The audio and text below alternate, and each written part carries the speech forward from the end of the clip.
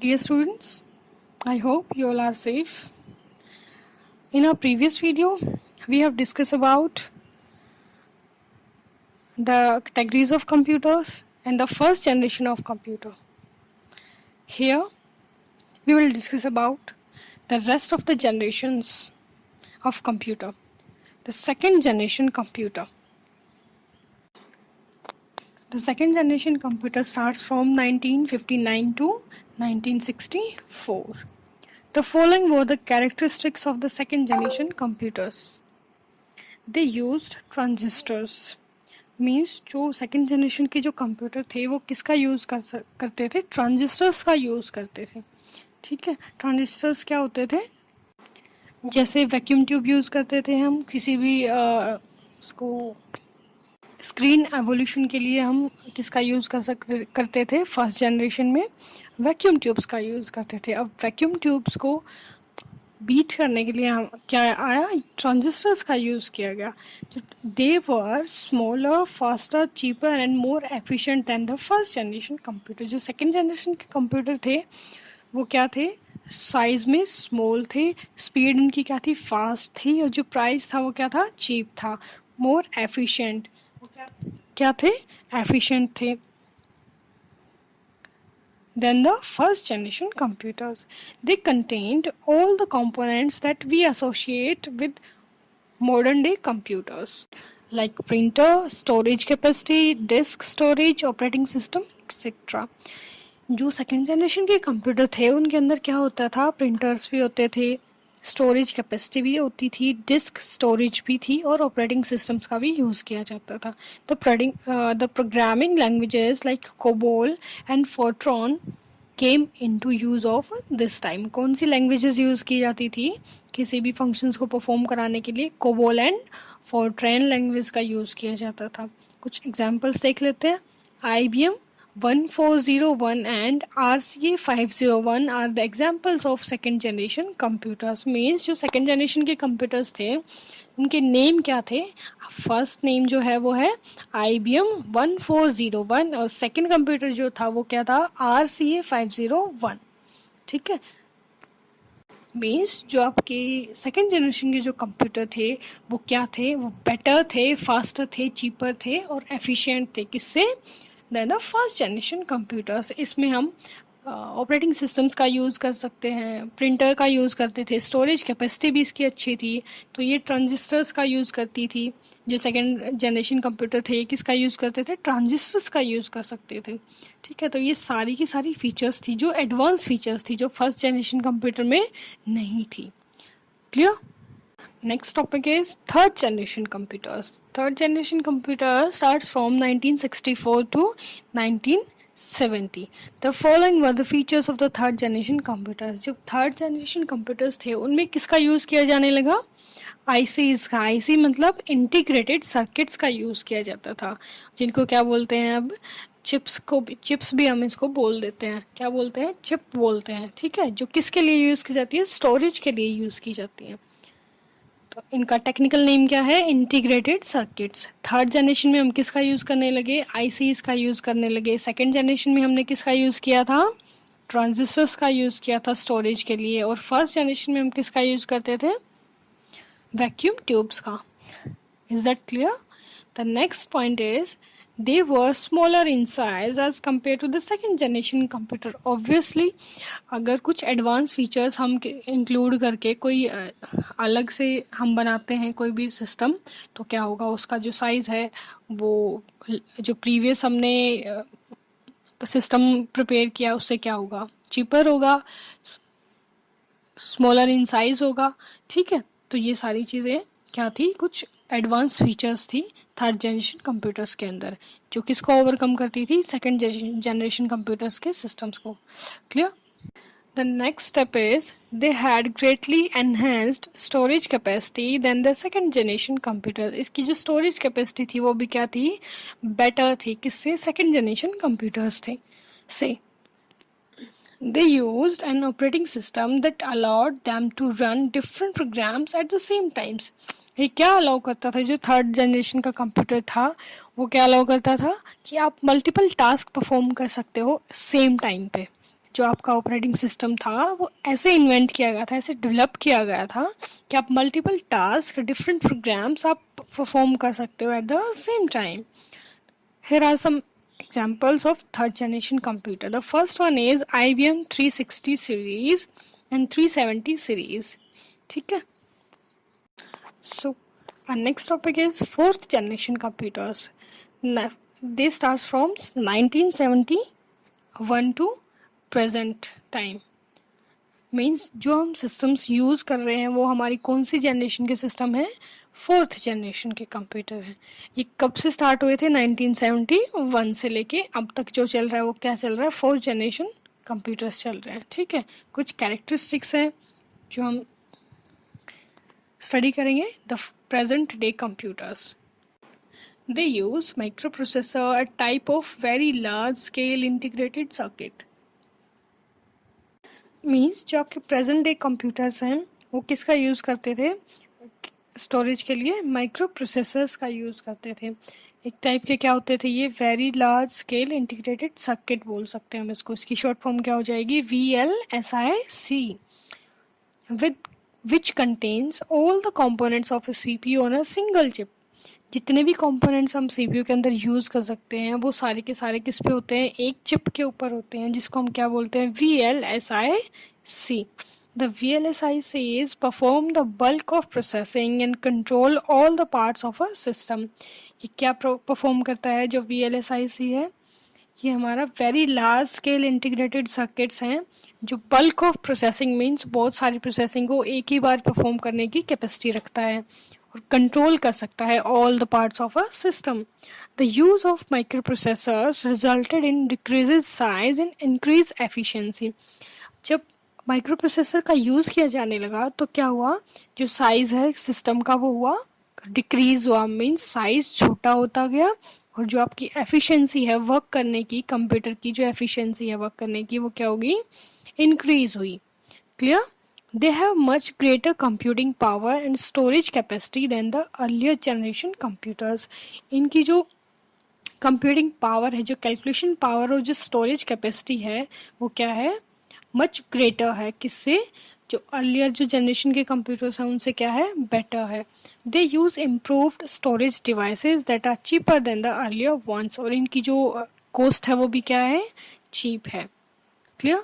They can be link together to share storage capacity, space, data etcetera. Means आप network का use करके इन systems की help से आप क्या कर सकते हो, अपनी इंफॉर्मेशन को शेयर कर सकते हो, स्टोरेज कैपेसिटी को इंक्रीज़ कर सकते हो, आपके डाटा को एक जगह से दूसरे जगह पे ट्रांसफ़र कर सकते हो. ठीक है, तो ये सारा हमारा किसके अंदर आता है, फोर्थ जनरेशन ऑफ कंप्यूटर्स के अंदर आता है. Clear. IBM PC and Apple Macintosh are the example of fourth generation computers. कौन कौन से example हैं fourth generation के, Apple Macintosh and IBM PC. Means जो आपके PC हैं, पर्सनल कंप्यूटर हैं जो हम आपकी लैब में यूज़ करते हैं, वो क्या है, हमारे IBM कंपनी है. IBM क्या है कि कंपनी का नेम है, इंटरनेशनल बिजनेस मशीन. और PC मीन्स पर्सनल कंप्यूटर्स. और एप्पल मैकिंटोश मीन्स जो एप्पल के, जो आपने सुना होगा ना कि एप्पल के कंप्यूटर हैं, एप्पल का लैपटॉप है, तो ये सारे क्या हैं, हमारे फोर्थ जनरेशन के कंप्यूटर्स हैं. Nowadays laptops and the palm tops which can be carried anywhere with ease have become very common. अब लैपटॉप और पाम टॉप्स मीन्स जो वायरलेस होते हैं, लैपटॉप्स और पाम टॉप्स, और साइज में इतने छोटे होते हैं कि हम इजीली उसको कैरी कर सकते हैं एक जगह से दूसरी जगह पे ले जाने के लिए. ठीक है, ये क्या होते हैं, वेरी कंफर्टेबल होते हैं. और till the fourth generation computers the major focus was and has been on reducing size and improving efficiency. As I told you previously, इनका जो साइज है वो क्या होता गया, रिड्यूस हुआ है, और जो एफिशिएंसी है, वर्क एफिशिएंसी, वो क्या हुई है, इंक्रीज हुई है. This resulted in smaller yet faster computers. However the only drawback of these computer is the lack of ability to think which one is attempting to achieve in the so called fifth generation computers.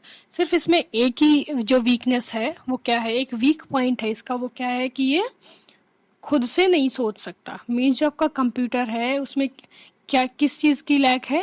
Ability, the lack of ability to think. Means खुद से सोचने की जो है power नहीं है इसके पास, जो फोर्थ जनरेशन के कंप्यूटर्स हैं। Which one is attempting to achieve in the so called fifth generation computer. Means जो हमारे रिसर्चर्स, जो डेवलपर्स हैं, वो क्या ट्राई कर रहे हैं कि कुछ ऐसा सिस्टम हम क्रिएट करें, डेवलप करें, जो क्या करें, जिसके पास एबिलिटी हो थिंक, मतलब सोचने की क्षमता उसके पास हो। ठीक है, तो ये हमारा फर्स्ट जनरेशन के कंप्यूटर्स का के बारे में था। अब हम डिस्कस करेंगे हमारा next topic. Clear? The fifth generation computers, this starts from 1989 से फ्यूचर तक जाएंगे। मीन्स 1989 से हमने स्टार्ट किया हुआ है इसको, कि कुछ एडवांस फीचर्स इसमें ऐड करने की, कि इसमें एबिलिटी हो थिंक करने की। सुपर कंप्यूटर्स भी हम इसके अंदर इंक्लूड करते हैं। The fifth generation computers are refer to as a super computers. इनको क्या बोला जाता है? सुपर कंप्यूटर्स बोल सकते हैं। They have very high storage capacity, high speed and the ability to carry out highly sophisticated operations. जो हाई सोफिस्टिकेटेड जो ऑपरेशंस हैं उसको परफॉर्म करने के लिए हम किसका यूज़ कर सकते हैं? सुपर कंप्यूटर्स का। The crave one series is an example of A super computer. इसका एग्जाम्पल क्या है? Crave one. The fifth generation computing also involves artificial intelligence. Artificial intelligence means जिसमें एबिलिटी हो थिंक करने की। क्लियर? तो ये हमारा क्या था? फिफ्थ जनरेशन के कंप्यूटर्स हैं। Clear? Now we will discuss about the artificial intelligence. The artificial intelligence is a branch of computer science that aims to create computers that can think, behave and react in the same way as humans do. में जो human being है वो क्या try कर रहा है, वो जो हमारे developers हैं वो सोच रहे हैं कि हम कुछ ऐसा create करें computer systems कि वो क्या कर सकें, खुद से सोच सकें, खुद से ही behave कर सकें और उस behavior के basis पे react कर सकें। क्लियर? तो इसको हम क्या बोलते हैं? Artificial intelligency. आर्टिफिशियल इंटेलिजेंसी आपको नेम से ही शो हो रही है, इंटेलिजेंस हो, बट वो ह्यूमन बींग्स की इंटेलिजेंस ना हो, किसकी हो? आर्टिफिशियल। मीन्स मशीन खुद से सोचे और उस चीज़ को रिएक्ट करे। The fifth generation computers are expected to overcome the lack of thinking power in the earlier generation. इनको इसीलिए डेवलप किया जा रहा है कि हमारी जो जितनी भी जनरेशन हमने पढ़ी है उस सब में जो लैक था कि जो थिंकिंग पावर है वो नहीं होती हमारे कंप्यूटर सिस्टम के पास, तो उसको ओवरकम करने के लिए हम किसको डेवलप कर रहे हैं? फिफ्थ जनरेशन के कंप्यूटर्स को।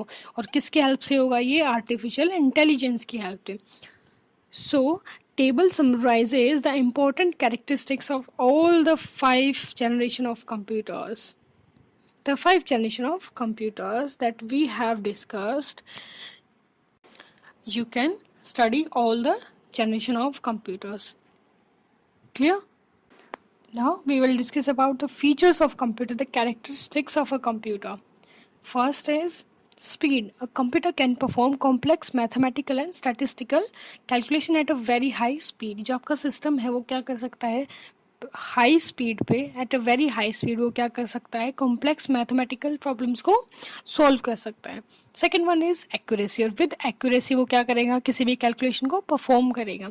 If the data entered in the computer and the set of instructions are correct, अगर आपका जो डाटा आपने एंटर किया वो करेक्ट है, और सेट ऑफ इंस्ट्रक्शंस जो आपको जो गिवन है ऑपरेटिंग सिस्टम्स के द्वारा, तो आपको क्या रिजल्ट प्रोवाइड होगा? Accurate result will be provided.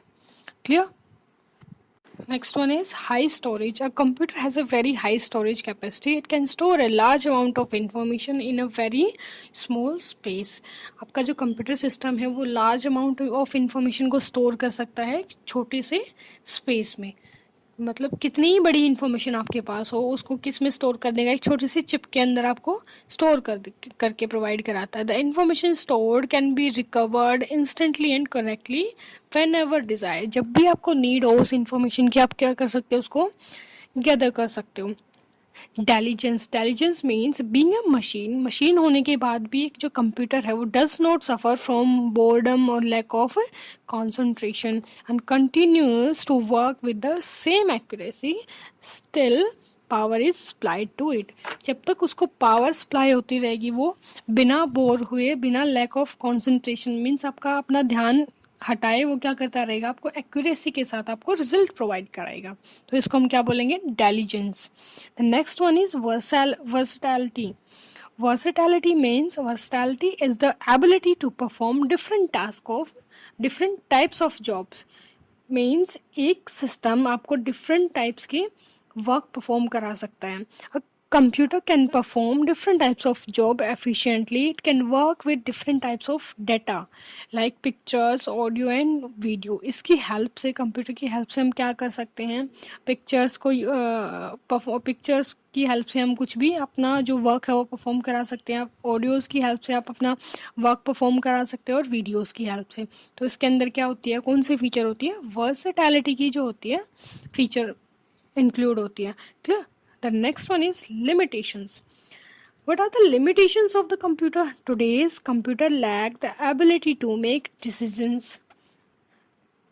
As we discussed previously, जो सिस्टम है हमारा कंप्यूटर सिस्टम, उसकी उसका लैक क्या है कि वो डिसीजंस खुद नहीं ले सकता। जो उसको इनपुट दिया जाता है उसके बेसिस पे वो क्या प्रोवाइड करता है, आउटपुट प्रोवाइड कराता है। Means they need to be told what to do at each and every step. Means उसको स्टेप बाय स्टेप हमें इंफॉर्मेशन प्रोवाइड करानी होगी कि हमें ये आउटपुट चाहिए, इसके अकॉर्डिंग हम ये स्टेप्स आपको इनपुट प्रोवाइड कराएंगे एज ए इनपुट, तब हमें उसका क्या मिलेगा, आउटपुट मिलेगा।